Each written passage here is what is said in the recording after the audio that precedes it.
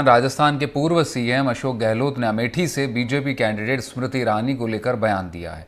गहलोत ने कहा है कि अमेठी में स्मृति की क्या भूमिका रही सब जानते हैं। वो जब सांसद बनी तो कैसे काम किया और सांसद बनने के बाद गायब हो गई। गहलोत ने कहा है कि केएल शर्मा 40 साल से अमेठी की सेवा कर रहे हैं और अमेठी में इस बार कांग्रेस जीत रही है। तो अशोक गहलोत का आपको बताएं कि वो वहाँ के प्रभारी बनाए गए हैं और स्मृति ईरानी बीजेपी से प्रत्याशी हैं और दूसरी बार लगातार वहाँ से प्रत्याशी इस बार हैं और वहीं पर राहुल गांधी वहाँ से चुनाव नहीं लड़ रहे।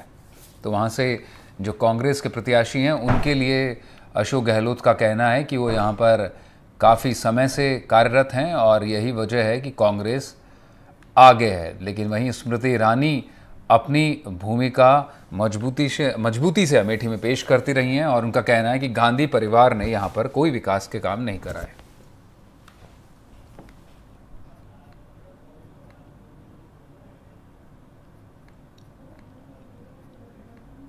तो केएल शर्मा जो प्रत्याशी हैं उनके लिए अशोक गहलोत ने कहा है कि वो वहाँ पर अमेठी की जनता की सेवा करते रहे हैं और कांग्रेस इस बार वहाँ जीत रही है, ऐसा दावा अशोक गहलोत ने किया है।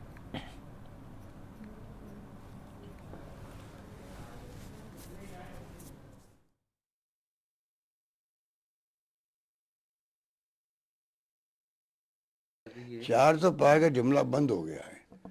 जब ये समझ गए, खुद ही समझ गए हैं कि जिस रूप में पहला राउंड, दूसरा राउंड, तीसरा राउंड होगा, अब तो बुखलाट ही बुखलाट है। प्राइम मिनिस्टर साहब हो, मोदी जी हो, अमित शाह जी हो, ये बुखलाट में भाषण दे रहे हैं और मोटिवेट कर रहे हैं अपने कार्यकर्ताओं को। इनके नेता मुख्यमंत्री की मीटिंग में भीड़ जाने लगती, कहते रुको रुको, अगर तुम हिंदू हो, महादेव भगत हो तो रुक जाओ, मीटिंग में छोड़ो, मुख्यमंत्री बोल रहे हैं। जब ये स्थिति बन जाए, मोदी मोदी लोग चिल्लाते थे, वो स्पॉन्टेनियसली गायब हो गए। तो स्थिति ये समझ गए कि स्थिति अच्छी नहीं है। तो अब ये 400 पार की बातें बोलते नहीं हैं। कोई इंटरव्यू में पूछता पत्रकार तो मजबूरी में इनको बोलना पड़ता है, हाँ 400 पार आएगी। तो सुशांत पारेख मेरे सहयोगी इस वक्त हमारे साथ मौजूद हैं। सुशांत, अमेठी सीट अपने आप में वाकई लोकसभा की चर्चित और हॉट सीट रहती है। स्मृति ईरानी वहां से सांसद है। अशोक गहलोत को सीनियर पर्यवेक्षक नियुक्त किया है कांग्रेस ने। उसके बाद से निश्चित रूप से अब इस सीट का एक कहें कि राजस्थान कनेक्शन भी कहीं ना कहीं बन गया है। अशोक गहलोत अपने नपे तुले बोलों के लिए जाने जाते हैं। उनका कहना है कि स्मृति ईरानी गायब हो गई हैं। देखिए मनीष, बिल्कुल एक तरीके से हमलावर हो गए हैं अशोक गहलोत, क्योंकि अमेठी की जिम्मेदारी उनको दी है राहुल गांधी ने। और वहां पर जिस तरह से इस बार किशोरी लाल पे दांव चला है कांग्रेस ने, ये भी एक बड़ा जो है अलग तरह का मूव था कांग्रेस का। उम्मीद की जा रही थी कि राहुल गांधी चुनाव लड़ेंगे, लेकिन अशोक गहलोत अब चाहते हैं कि किस तरीके से अमेठी की जनता को ये बताया जाए कि कांग्रेस परिवार ने कैसे सेवा की और जो सांसद हैं, मौजूदा सांसद हैं स्मृति ईरानी, कैसे आखिरी साल में उन्होंने अपना घर बनाया है।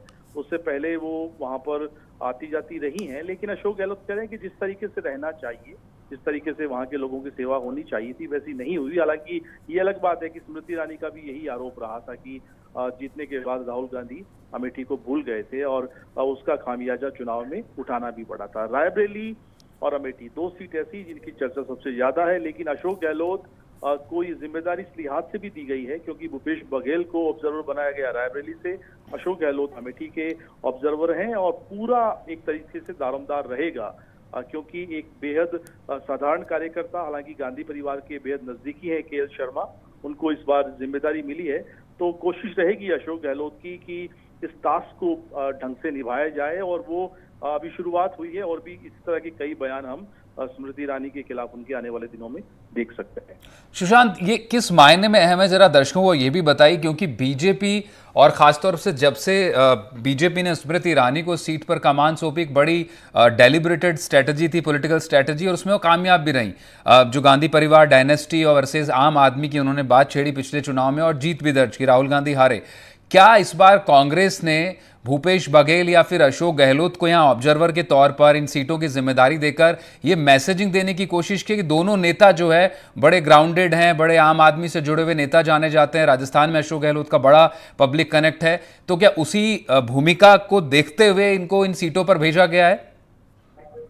देखिए, इसमें तो कोई दो राय नहीं है कि पॉलिटिकली एक्सपीरियंस के लिहाज से कांग्रेस के पास अशोक गहलोत से बेहतर नेता नहीं है। वो जिस तरीके से राजस्थान में भी उन्होंने चुनाव लड़ा, इस बार अच्छा चुनाव था, हालांकि सरकार बनाने में कामयाब नहीं रह पाए और उन पर भरोसा पार्टी अलग अलग समय पर अलग अलग बड़ी सीटों की जिम्मेदारी देकर भरोसा अपना कायम करती रही है। लेकिन आप 10 साल पहले जाइए, स्मृति ईरानी पहला चुनाव जब लड़ी थी तब वो हार गई थी, लेकिन भाजपा और कांग्रेस के बीच जो हार का अंतर था उसको उन्होंने कम किया। उसके बाद उन्होंने वहां पूरी मेहनत की, हारने के बाद लगातार वहां एक्टिव रही और इसका फायदा उन्हें अगले चुनाव में मिला था। राहुल गांधी के वहां पर जिस तरीके से उदासीनता बरती उसकी कीमत चुकाई, लेकिन कांग्रेस जानती है कि इस बार भी पूरा फोकस बीजेपी का था कि राहुल गांधी अगर लड़ते हैं तो स्ट्रेटेजी क्या रहेगी। चौंकाया कांग्रेस ने, एक बिल्कुल सामान्य परिवार से सामान्य कार्यकर्ता को टिकट दिया और मुकाबला इस तरीके से बना दिया है कि स्मृति ईरानी जो है बड़ी नेता है, किशोरी लाल जो है सामान्य कार्यकर्ता है। इस तरीके से जो है शुरुआत हो गई है। अशोक गहलोत का बयान जो हम देख रहे हैं इसी कड़ी का एक हिस्सा है। वो अब ये बताने की, समझाने की कोशिश कर रहे हैं देश की जनता को भी, अमेठी के लोगों को भी, कि बड़ी नेता का मुकाबला कांग्रेस के कार्यकर्ता से, बड़ी नेता अब यहाँ नहीं आती है, यहाँ सक्रिय नहीं है, यहाँ के लोगों के बीच उपलब्ध नहीं है। हालांकि मैंने पहले भी बताया कि उन्होंने आखिरी साल में, इसी साल चुनाव से पहले उन्होंने गृह प्रवेश किया था और ये बताने की, समझाने की कोशिश की कि मैं यहाँ स्थानीय हूँ, मेरा वोटर भी अब जो है आई कार्ड यहीं का है। लेकिन उसके बावजूद चुनाव दिलचस्प हो गया है और अशोक गहलोत बयानों का एक सिलसिला उन्होंने बिल्कुल वो सिलसिला आगे भी देखने को मिलेगा। और एक तरह से कहें कि जो स्ट्रेटजी बीजेपी ने पिछले चुनाव में अपनाई थी, वीआईपी वर्सेस कॉमन, वही कॉमन मैन वर्सेस वीआईपी की बीजेपी के खिलाफ अब कांग्रेस इस चुनाव में अमेठी में रणनीति बनाती दिख रही। बहुत शुक्रिया सुशांत इस जानकारी के लिए।